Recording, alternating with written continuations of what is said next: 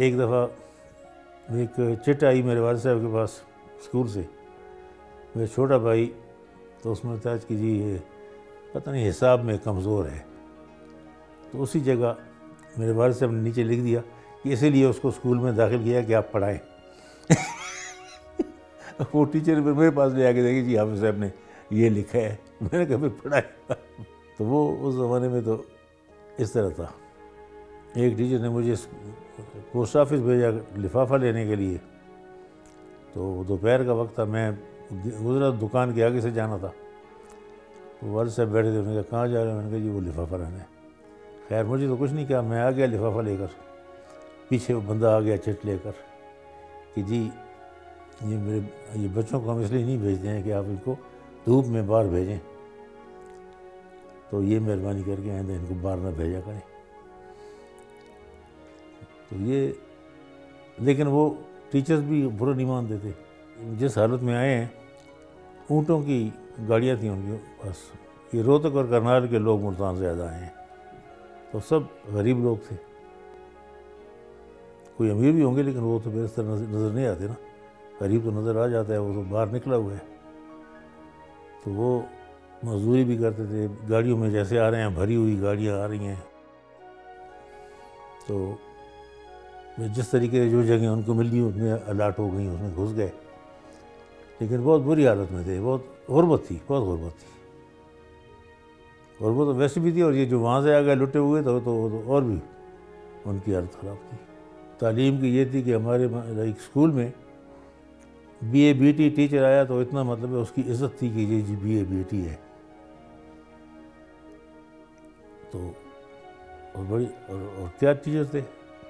ایک محمود قریشی صاحب آئے، تو جو انگلش انہوں نے پڑھائی اس کے بعد گرامر غلط نہیں ہوئی۔ اچھا ان کی مجھے یاد ہے 48 میں اسکول چھوڑ کر کوئٹہ گیا تھا، اور پھر میں 96 میں ملتان گیا، تو میں نے کہا کہ محمود قریشی کو ڈھونڈتے ہیں، ملتے ہیں نا۔ میں اسکول گیا، ان کا پتہ کیا، تو کہاں ہیں؟ زندہ ہیں۔ اور میں نے کہا بندہ کوئی دیں جو ان کے گھر مجھے لے جائے۔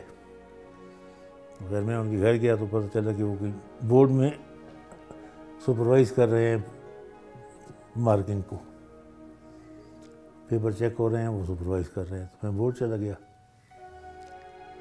اچھا میں نے بار پی ایم کو کہا، انہیں کہا ایک مہمان آئے ہیں نا، خیر وہ آئے،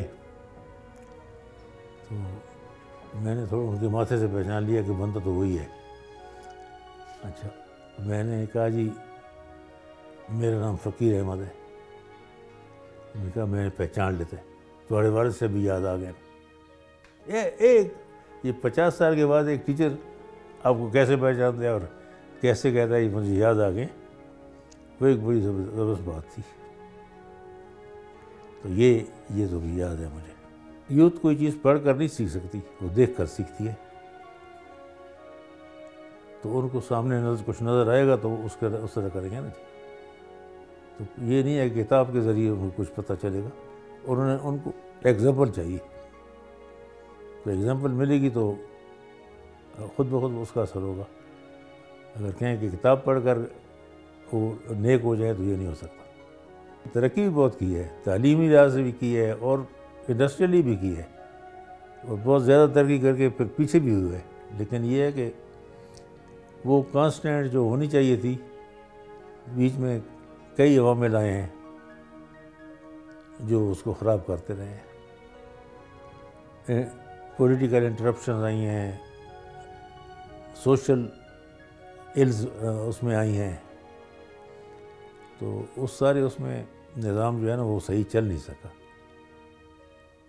تو وہ چلتا تو تب نہ کہ ایک طریقے سے چاہے جو بھی ہے آہستہ آہستہ چلتا رہے نا، اس کو کوئی خراب نہ کرے، تو وہ بھی نہیں ہوا۔ تو میرا خیال ہے کہ ترقی ہوئی ہے، لیکن اگر کہیں کہ کوئی بہت زیادہ ترقی ہوئی ہے، اچھی ترقی ہوئی ہے، اس طرح تو کوئی ایگزامپلری کام ہم کہہ نہیں سکتے، تو کیسے کہیں؟ بچے کیوں بھاگے جا رہے ہیں باہر؟ لوگوں نے قربانیاں دی ہیں، بہت زیادہ دی ہیں، گھر سے بے گھر ہوئے ہیں، اور کئی ان کو تکلیفیں ہوئی ہیں، لیکن اس کے بعد ہم لوگوں نے شاید اس سے اچھا سبق کوئی حاصل کیا نہیں ہے۔ چاہیے تو یہ تھا کہ ہم اور زیادہ محنت کرتے، کچھ اور اچھے اپنے آپ کو کر کے اس ملک کو ترقی دیتے، تو زیادہ ترقی ہم نہیں دے پائے۔